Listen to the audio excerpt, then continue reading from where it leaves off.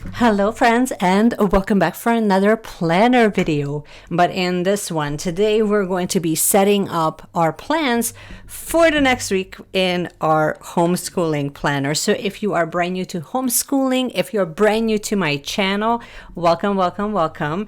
If you have a planner or a teacher planner from Erin Condren and you wanted to kind of see how I plan on in setting up my entire week for my children that I'm homeschooling since October now, then just stay tuned and why don't we just dive right in. So I will be using my teacher planner from Erin Condren to set everything up. I will just show you at least the basics. This is by no means an actual review because this planner is quite extensive.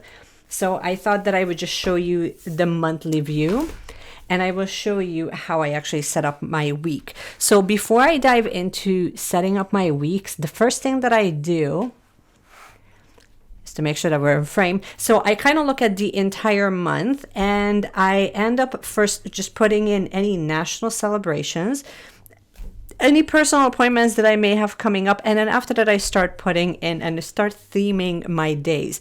And I find that when I do it this way, then it kind of helps to sort of see what to put where. I also wrote out on the sidebar here some of the actual holidays that are coming up. Obviously Martin Luther King Jr. Day is already here, but beyond that, I have found online it's sort of like a celebrations calendar where you can kind of put in so things like Popcorn Day or National Head Day or Opposite Day. So I find that things like that are really helpful because then they not only theme that week, but they also kind of give you some extra fun activities, and then that can also lead to your craft activities and your sensory bins as well. So once I'm done that, I also assigned my daughter we're going through geography, so each week she's actually covering a different country, and then on Fridays she's doing presentations about that set country. And I'm finding that because we're doing it this way,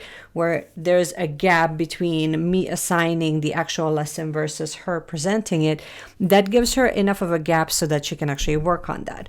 Now, the other thing that I was doing, and I will just show you in December because it was a little bit more structured, I would kind of write in things like, oh, here they had a physical activity. Actually, I wonder if I can find November, so maybe it's a little bit better. Yeah, here we go. So like Mondays, we would do yoga. Tuesdays, we would do art and mindfulness. Wednesdays, yoga again. Or if they had gymnastics, then we would do that. Thursdays, we would do the sensory bin, and they would also have another physical activity. And then Fridays, it can be whatever crafts. And then I would actually research the crafts for the month that would be themed for that particular month, and then that would kind of help me out that way. And there is a page that usually comes up before the monthly, so you can either write things down here or you can do what I've done, which at the very beginning of the planner, it gives you all of your months.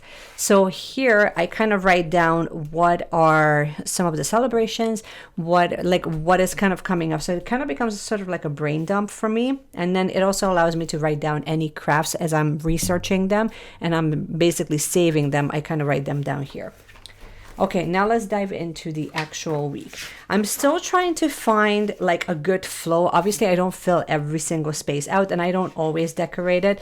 It is an option, but I used to break it down as this row would be one subject, this row would be another subject, this row would be like an activity, and then this row would be for another child. And what I found is that I felt really limited by just having to write math here. You know what I mean? Like these, because obviously the days are here on the side, I kind of felt like here I can only write what we did for math only. And if we didn't do any math, then it's sort of like that block stayed open. So I didn't really like that.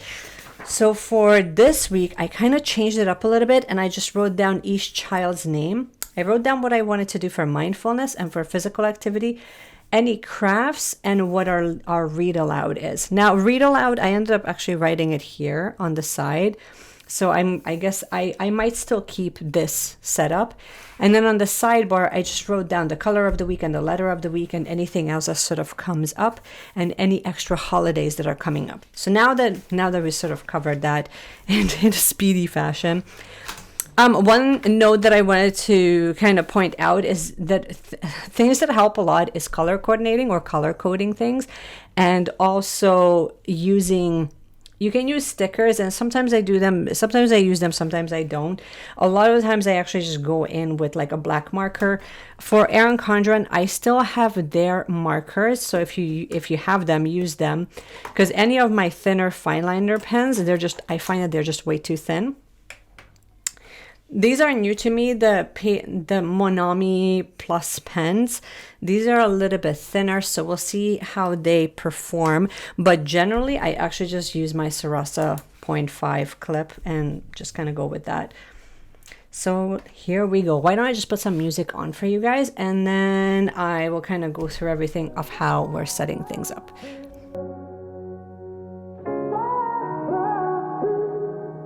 I had a feeling you'd come back and save me from all those lonely nights and heartbreaks. And I feel misplaced without you.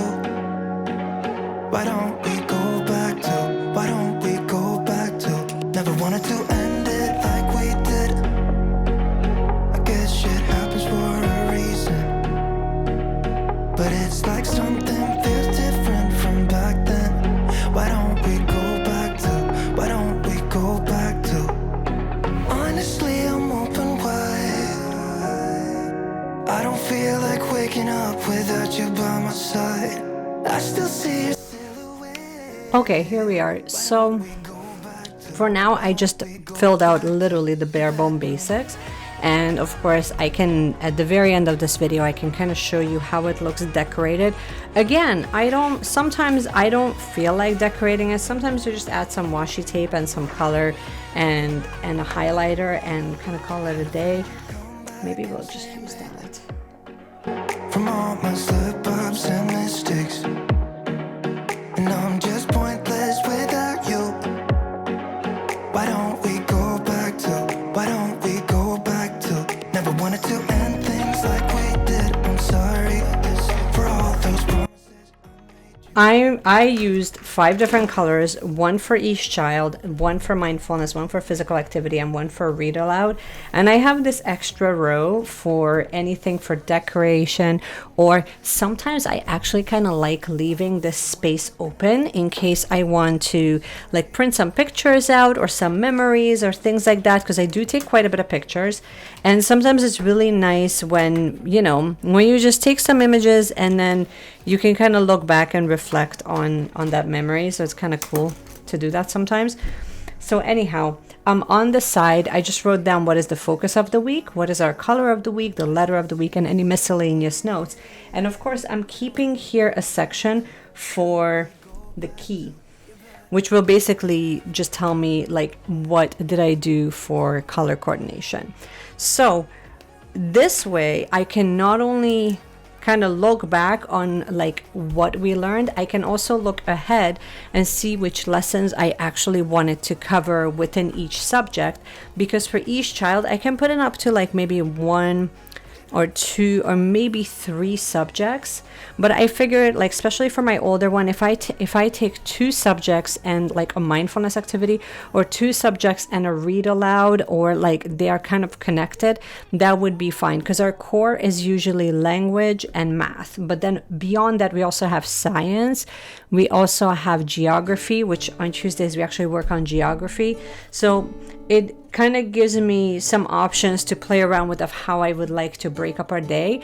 And not only that, but then I can also start assigning, that's what I'm going to use this word for.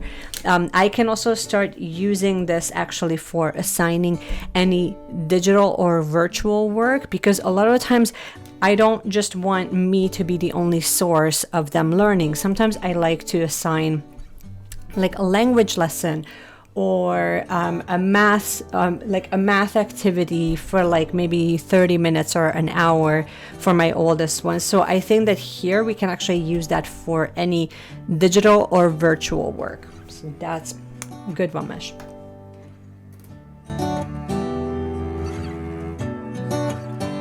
Here we go.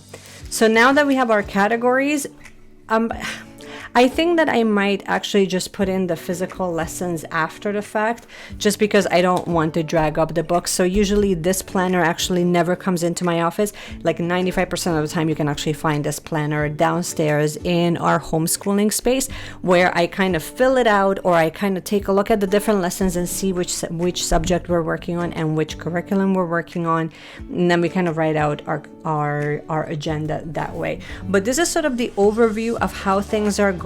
I'm mainly only using like two main sections. One is the weekly, one is the monthly, and then obviously the preview leading into the month. And I think that maybe next week I will film not only how to set up the week, but we can also kind of go through how to set up our entire month. Like you can already tell, like I already marked down Pizza Day that's coming up in February, but February I know is going to be a big month for a lot of events. So just having things color coordinated, that's one that really made a big difference. And two, just really writing out activities, because there's nothing worse, whether you're pregnant or not, there's nothing worse than when you're looking at the week or the day and you sort of feel like you don't have much of a direction of what they're going to be learning that given day. So I kind of like that I can pick my mindfulness activity, I can pick what physical activity they're going to be doing, which now I have just signed up for a new workout app that actually includes a section for children as well. And then I can also add in, any of the crafts or so under mindfulness, we can kind of put in that it's also crafts or sensory activities that I can kind of use that space just for that. So this is all I wanted to share with you guys. I hope you have enjoyed this video. If you have, please give me a thumbs up. You can also subscribe to the channel if you haven't already. We usually chat a couple of times here on this channel, and we talk about anything and everything: homeschooling, motherhood, wellness, and how to live a more intentional and consciously driven life. So if that sounds good, then please stick around and let's be friends. And in the meanwhile, just keep planning, you guys. Keep shining your beautiful light. I hope you're all doing really well. And I will see you again in my next video. Bye.